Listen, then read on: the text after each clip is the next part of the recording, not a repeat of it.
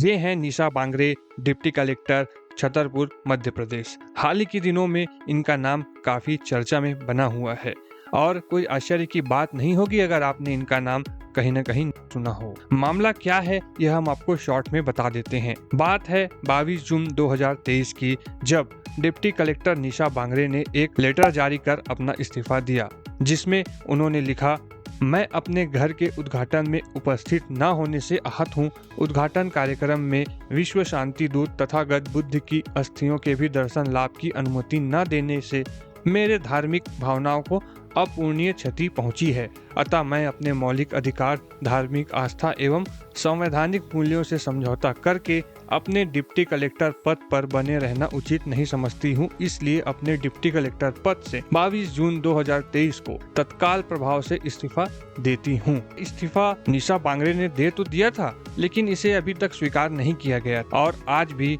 ये वीडियो बनने तक यह स्वीकार नहीं किया गया है। इस्तीफे की मंजूरी के लिए न्याय यात्रा निकालकर निशा बांगरे सीएम हाउस के सामने आ पहुंची, जहां वो आमरण अनशन करने के लिए बैठने ही वाली थी कि पुलिस प्रशासन ने अपने हिरासत में ले लिया, जिस दौरान निशा बांगरे के कपड़े भी फट गए। निशा बांगरे हर हाल में विधानसभा चुनाव लड़ना चाहती है और यह तभी संभव है जब मध्य प्रदेश सरकार द्वारा उनका इस्तीफा मंजूर कर लिया जाए।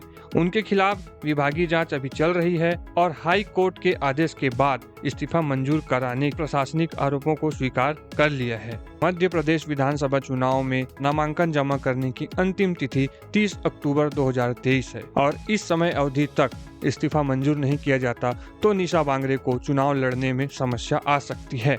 आपको बता दें, कांग्रेस ने 144 प्रत्याशियों की सूची जारी की है। इसमें बैतूल जिले में आमला को छोड़कर बाकी सभी सीटों पर उम्मीदवार घोषित कर दिए गए हैं। निशा बांगरे की ओर से कांग्रेस के राज्यसभा सांसद और एडवोकेट विवेक तनखा ने सुप्रीम कोर्ट में अर्जेंट हियरिंग के लिए याचिका लगाई है। आइए सुनते हैं निशा बांगरे का इस पूरे घटनाक्रम में क्या कहना है। मैंने कहा कि मेरे मकान के उद्घाटन में सर्वधर्म प्रार्थना थी, जिसको रोकने का काम इन्होंने किया।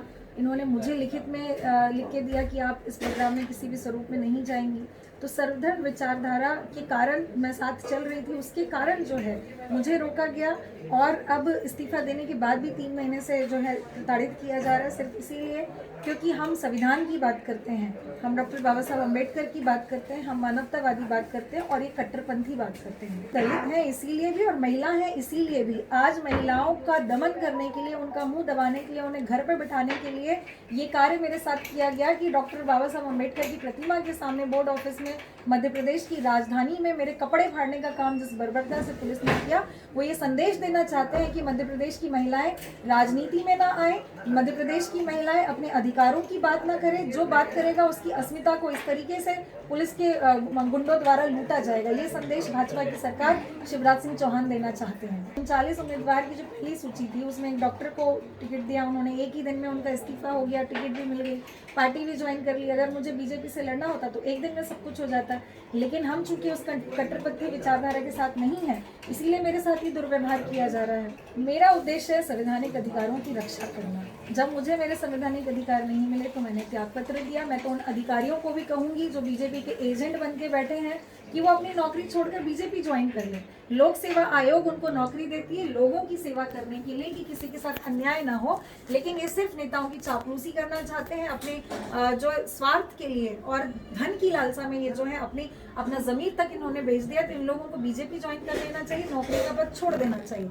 मेरा उद्देश्य किसी कुर्सी पे जाने का नहीं रहा। कलेक्टर बनना सबका सपना रहता है, हम उस कुर्सी तक पहुंच गए, लेकिन मेरा उद्देश्य किसी सुख भोगने का नहीं है। हमारा उद्देश्य है कि ये लोकतंत्र बचा रहे, ये संविधान बचा रहे, लोगों के अधिकारों की रक्षा हो, बस यही हमारा उद्देश्य है और आगे भी हम उसी के लिए काम करेंगे। तो ये सुना आपने निशा बांगरे को, पूरा घटनाक्रम पर उनका क्या कहना है। उनकी बातों से यह साफ जाहिर होता है कि वे चुनाव तो लड़ना चाहती हैं, किंतु डिप्टी कलेक्टर के पद से इस्तीफा स्वीकार न होने की स्थिति में यह मुश्किल दिखाई पड़ता है। निशा बांगरे को हाई कोर्ट से पूर्ण राहत नहीं मिलने के चलते उन्होंने देश के सर्वोच्च न्यायालय सुप्रीम कोर्ट का दरवाजा खटखटाया है, जहां 19 अक्टूबर को सुनवाई होनी है। हम बता दें, यदि नामांकन के अंतिम दिवस यानी कि 30 अक्टूबर तक निशा बांगरे का इस्तीफा स्वीकार नहीं हुआ तो वे 2023 के विधानसभा चुनाव में पूरी तरह से बाहर हो जाएंगी, क्योंकि मध्य प्रदेश का चुनाव होना है वह एक ही चरण में है।